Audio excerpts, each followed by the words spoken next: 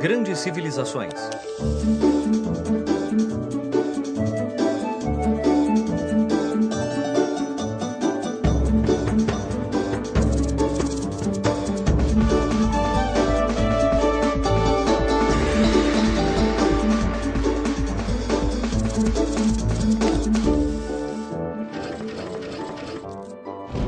O Islã, primeira parte.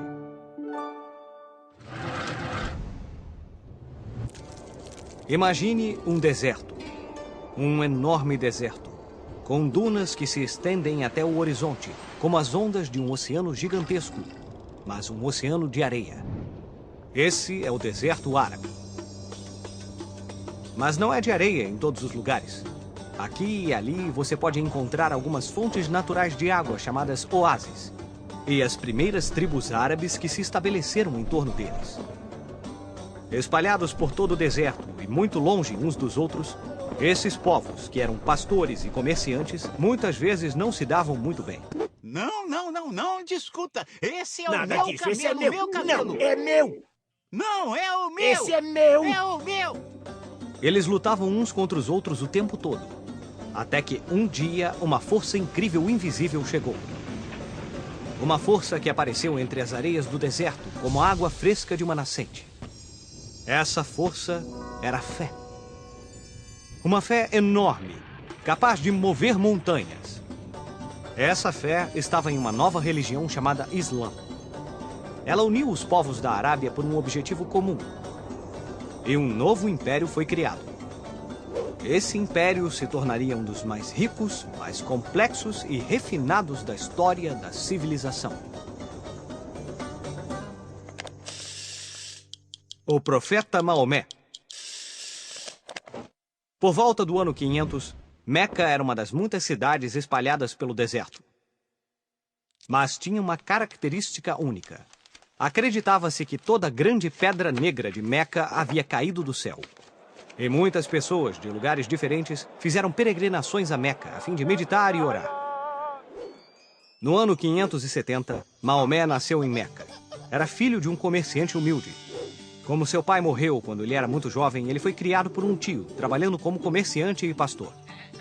Maomé gostava de todas as pessoas que faziam peregrinações para sua cidade e conversava com elas durante horas. Embora ele não soubesse ler, gostava das histórias de Abraão e de Jesus e lembrava delas com facilidade. Uma noite, quando Maomé tinha 40 anos, estava meditando em uma caverna no Monte Hira e teve uma visão do arcanjo Gabriel. Maomé estava preocupado. Ele não sabia se o que tinha visto era real ou apenas um sonho. Depois de algum tempo, o arcanjo apareceu novamente e disse: Não é Deus sem Alá, e Maomé é o seu profeta. O arcanjo então passou a ele 6.232 versos sagrados e deu-lhe a responsabilidade de difundi-los e garantir que estas novas leis fossem seguidas em todo o mundo.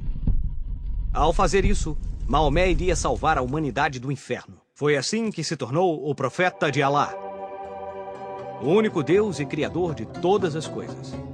E foi assim, como os judeus e os cristãos, que os árabes também começaram a acreditar em um único Deus.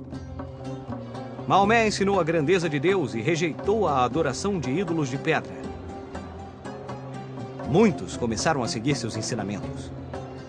Enquanto crescia o número de pessoas que vinham visitá-lo, menos pessoas faziam oferendas ao famoso santuário da Pedra Negra. E os líderes locais não gostaram nada disso. Maomé e seus seguidores foram ameaçados e perseguidos. E no ano 622, Maomé teve de fugir para a cidade de Medina, onde se escondeu por muitos anos. Essa migração é chamada de Hégira e é considerada pelo Islã como o ano zero, o ano a partir do qual o calendário islâmico começaria. Assim como o nascimento de Cristo para o calendário cristão, ou o dia em que os judeus foram libertados do Egito para o calendário judaico. O poder da fé. Islã significa submissão à vontade de Deus. E todos aqueles que começaram a seguir os ensinamentos de Maomé foram chamados de muçulmanos, que significa crentes. O Islã é baseado no Alcorão, livro sagrado que contém os ensinamentos que o arcanjo Gabriel ditou a Maomé. O comando principal que Maomé deu aos seus seguidores foi de espalhar a fé por todos os cantos da terra. Os muçulmanos também acreditavam na vida após a morte, um paraíso para onde os verdadeiros seguidores da fé iriam depois que morressem. Lá, encontrariam cachoeiras de leite e mel, e poderiam ter tudo o que conseguissem desejar. Mais leite, por favor. Cara, gostei! Esse lugar devia ser o máximo! A fé que pregava Maomé tornou-se tão forte como o ferro. Depois de viver durante 7 anos em Medina, o profeta conseguiu recrutar milhares de seguidores para formar um exército poderoso. No ano 630, Maomé atacou Meca, derrotou os velhos sacerdotes que o haviam expulsado e assumiu o controle da cidade. Depois da conquista de Meca, a cidade onde ficava a casa de Maomé tornou-se o centro sagrado para os seguidores do Islã, e ainda é assim até hoje. Após a morte do profeta Maomé no ano 632, a religião islâmica serviria como a força motriz para unir todas as cidades e vilas na Península Arábica. Os muçulmanos, em seguida, partiram para conquistar um território enorme, formando um império que, em menos de uma centena de anos, ia da Espanha até a Índia. Bazares e mesquitas. A mesquita era o principal centro religioso da cidade. Eram grandes edifícios com torres muito altas. Não importa em que parte do mundo uma mesquita é construída, ela sempre está voltada para a cidade de Meca, para que os fiéis possam rezar nessa direção todos os dias de suas vidas. Uma das primeiras mesquitas foi a da cidade de Damasco, construída sobre as ruínas de um templo cristão.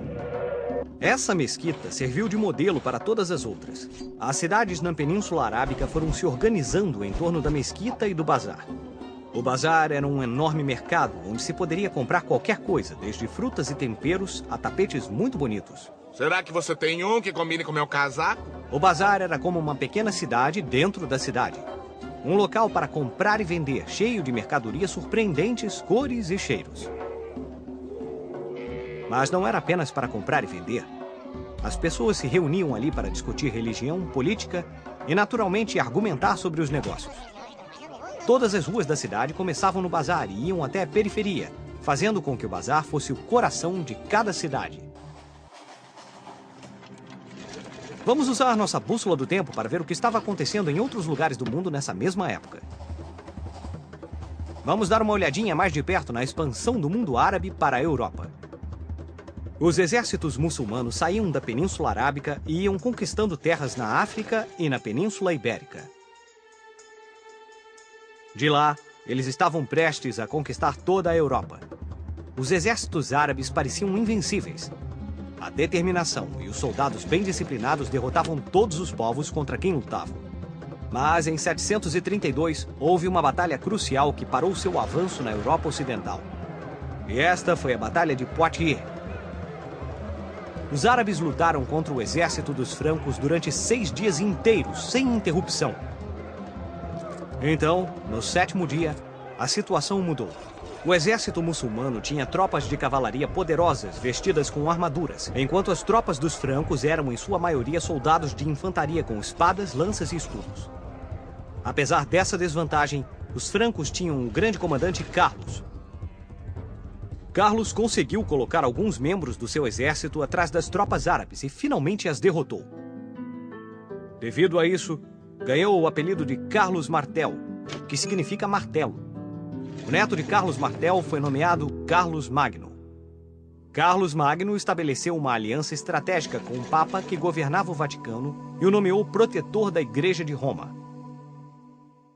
Armado com esse título e com sua fé cristã, Carlos Magno partiu para uma série de conquistas. Criou um vasto império que regia toda a Europa Ocidental, com total apoio do Vaticano. No próximo episódio, O Islã, segunda parte, As 1001 Noites são uma enorme coleção de contos fantásticos do mundo árabe. São encantadores contos de princesas se apaixonando por intrépidos aventureiros.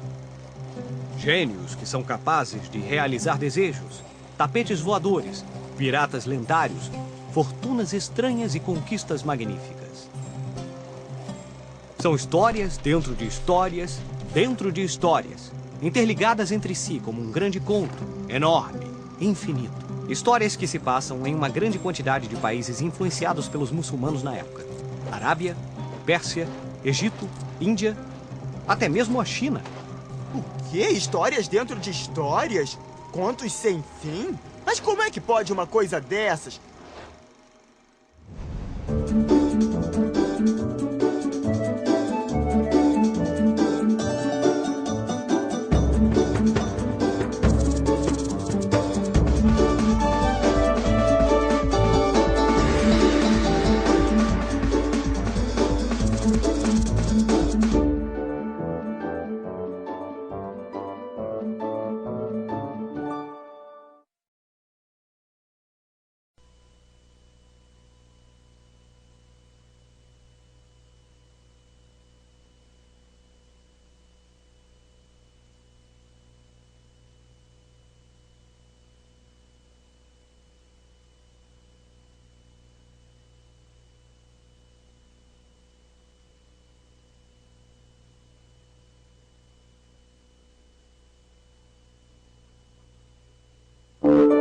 No último episódio de Grandes Civilizações, Maomé atacou Meca, derrotou os velhos sacerdotes que o haviam expulsado e assumiu o controle da cidade. Depois da conquista de Meca, a cidade onde ficava a casa de Maomé tornou-se o centro sagrado para os seguidores do Islã, e ainda é assim até hoje. Após a morte do profeta Maomé no ano 632, a religião islâmica serviria como a força motriz para unir todas as cidades e vilas na Península Arábica. Os muçulmanos, em seguida, partiram para conquistar um território enorme, formando um império que, em menos de uma centena de anos, ia da Espanha até a Índia.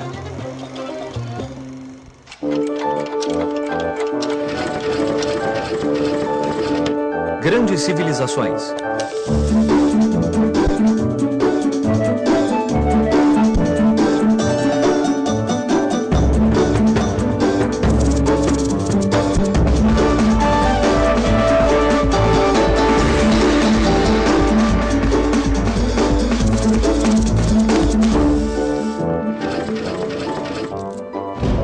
O Islã, segunda parte.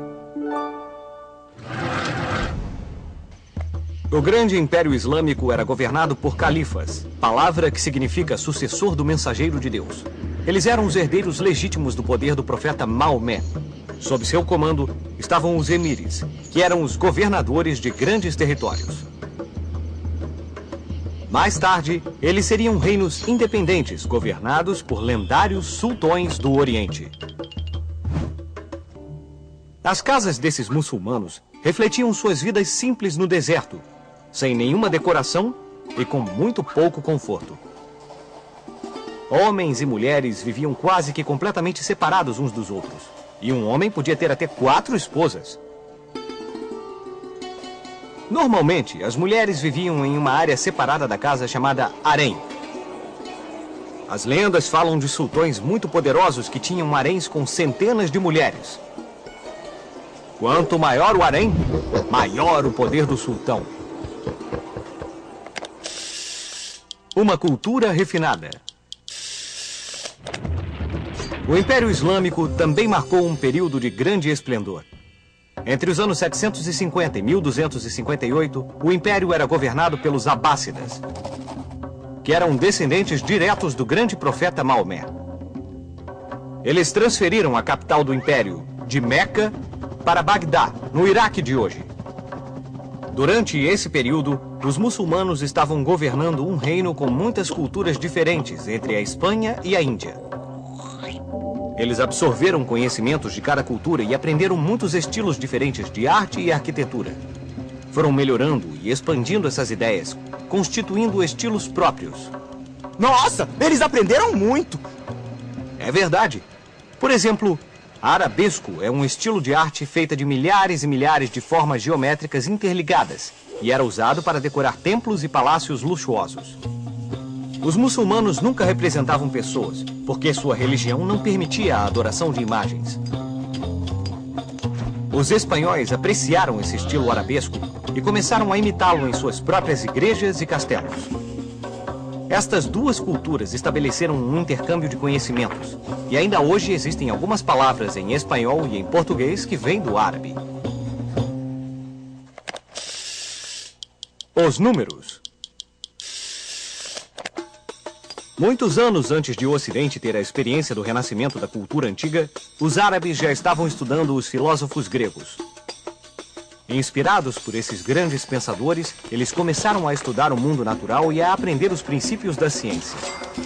Somos gratos aos árabes pelo avanço dos estudos em química, física e astronomia, e eles ainda desenvolveram a álgebra. Então, os árabes inventaram a álgebra? Isso mesmo. E o nome álgebra vem de uma palavra árabe. Também devemos agradecer aos árabes por sua forma simples e eficiente de expressar os números. Eles inventaram uma nova forma de agrupamento de números em unidades, dezenas, centenas e assim por diante. Eles deram a cada número seu próprio valor. Por exemplo, 1, 2, 3. Mas também deram a eles um valor dependendo de sua posição. Quando 1 está antes do 2, então quer dizer que é uma dezena. E o 2 seria somado, obtendo então o número 12. Essa maneira de escrever os números e atribuir valores a eles é tão prática e eficaz que todas as sociedades no mundo inteiro a utilizam até hoje. E isso nós devemos ao gênio árabe. Puxa, eles eram inteligentes. As Mil e Uma Noites. As Mil e Uma Noites são uma enorme coleção de contos fantásticos do mundo árabe. São encantadores contos de princesas se apaixonando por intrépidos aventureiros. Gênios que são capazes de realizar desejos, tapetes voadores, piratas lendários, fortunas estranhas e conquistas magníficas. São histórias dentro de histórias, dentro de histórias, interligadas entre si como um grande conto, enorme, infinito. Histórias que se passam em uma grande quantidade de países influenciados pelos muçulmanos na época. Arábia, Pérsia, Egito, Índia, até mesmo a China. O quê? Histórias dentro de histórias? Contos sem fim? Mas como é que pode uma coisa dessas? Bem, a primeira história desse livro explica que havia um sultão chamado Shahryar que estava com raiva porque sua esposa o havia traído e lhe ordenou que ela fosse condenada à morte. Como ele foi magoado por conta do amor, não poderia mais confiar em mulheres. Então ele ordenou que seu vizir trouxesse uma nova esposa ao seu quarto todas as noites. E depois ela seria executada na manhã seguinte. Foi então que Sherazade, a filha do vizir, veio com um plano para evitar mais mortes. Ela se ofereceu para o sultão, sabendo que fazendo isso estaria condenada a morrer logo que a noite acabasse. Durante toda a noite, Sherazade encantou o sultão com uma história maravilhosa. Mas logo antes do amanhecer, ela prometeu continuar a história na noite seguinte.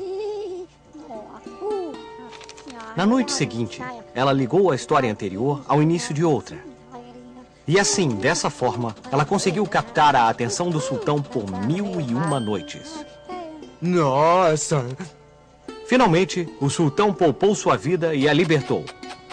Muitas destas histórias ainda são populares até hoje. Aladim e a Lâmpada Mágica, Simba, o Marujo e Ali Babá e os 40 Ladrões. Todas são da coleção 1001 Noites. A influência do Islã. Ao longo dos séculos, o grande Império Islâmico começou a desmoronar lentamente. E em 1258, a cidade de Bagdá foi atacada e destruída pelos mongóis, sob o comando de Hulagu, o neto de Gengis Khan. Outros grupos muçulmanos conseguiram formar novos impérios, como os Fatímidas, no norte da África, e os turcos otomanos, no Oriente Médio. Reinos muçulmanos existiram na Península Ibérica até 1492, mesmo ano em que Colombo chegou à América. Mas eles foram expulsos da Espanha pelos reis católicos. De desertos áridos a palácios luxuosos, a história cativante do Islã mostra o quão forte o poder da fé pode ser. O profeta Maomé disse que a fé pode mover montanhas. Bem, certamente ele tinha razão. A força do Islã conseguiu unir inimigos, criar riquezas enormes, desenvolver a ciência e influenciar o resto do mundo com o charme delicado de seus escritos e de sua arte. Hoje, milhões e milhões de seguidores rezam 5 vezes por dia olhando para Meca e fazem uma peregrinação à cidade pelo menos uma vez em suas vidas. Isso mostra que a chama ardente da sua fé não desapareceu e não vai desaparecer. Vamos usar nossa bússola do tempo para ver o que estava acontecendo nos outros lugares do mundo nessa mesma época. O que estava acontecendo na Europa enquanto o grande império muçulmano estava atingindo seu maior esplendor?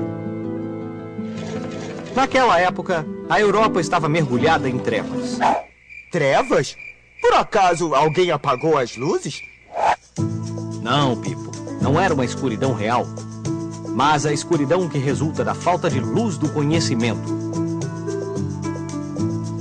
Por volta do século X d.C., muitos reis e cavaleiros na Europa tinham perdido o interesse pelo conhecimento.